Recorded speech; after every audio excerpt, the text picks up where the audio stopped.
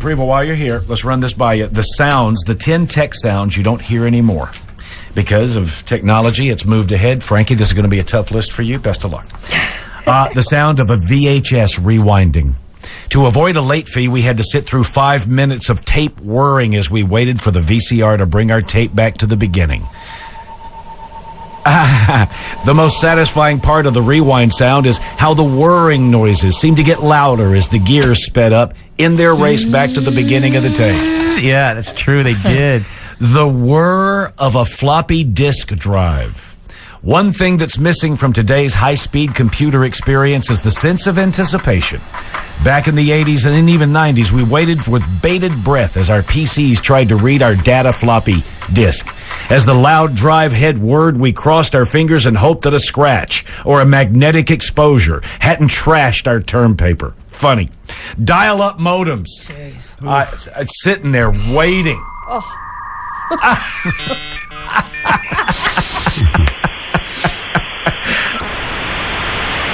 Back in the days of CompuServe and Prodigy, we had to enter a local phone number into our computer dialer and then listen to the 2400 baud modem dial the phone rang, and then two modems made a long-distance beep sound that sounded like Ricochet Rabbit going into a gunfight with Fred Flintstone. Dial tone. Today, some phones still give you a dial tone as a way of emulating the past, but in reality, the need for this noise disappeared the minute people began using digital methods of communication.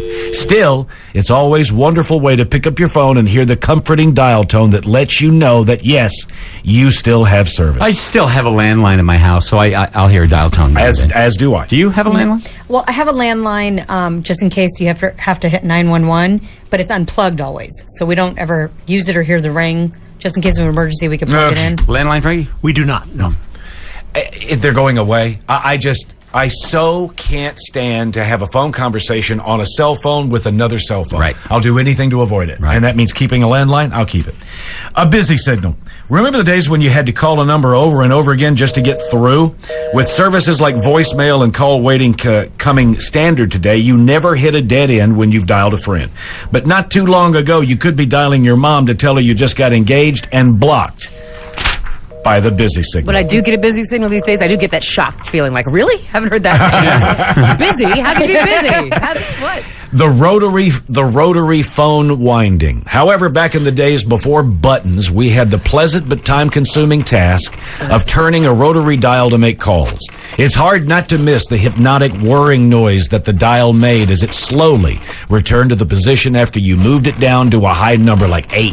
Or 9. Ooh, 9's coming. Be interesting to get an 8-year-old in the studio and put a rotary phone in front of them, see if they would know what to do. I bet they wouldn't. Probably not. These are, again, tech sounds that you just don't hear anymore. How about, you've got mail?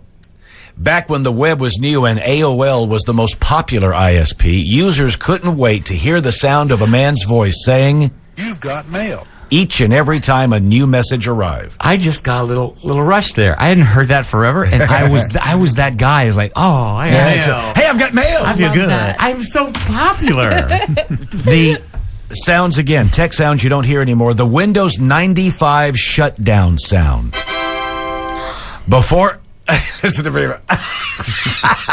These sounds. Before Windows 95 launched, PC users always knew exactly when their computers were powered down. With earlier versions of Windows and DOS, you simply exit your program to a command prompt, hit the power button, and watch as your computer turned off immediately. But beginning with Windows 95, users had to actually hit a shutdown button to wait anywhere from seconds to more than a minute for the computer to shut off. The musical shutdown sound let you know that even if you're across the room, your PC successfully turned off. Was waiting for it one more time. Me too. Danny? Okay. Two more. The dot matrix printout. Long before the days of color laser printers. Oh my gosh. I love that sound. It stresses me out a little. It brings me back to college. Like long before the days of color laser printers that churn out 30 pages a minute, we had dot matrix printing. That was something hypnotically relaxing about the sound of the chirpy print moving left to right as reams of paper slowly pulled past it. We could meditate to that sound. And I like that when the paper came out. You do that good. And lastly, these again are tech sounds that no longer exist. The clickety keyboard. While some gamers and typical traditionalists still use mechanical keyboards, all notebooks and most desktops today come with laconic letters. When IBM ruled the desktop, PC keyboards produced a terrific tactile sound for every key you hit.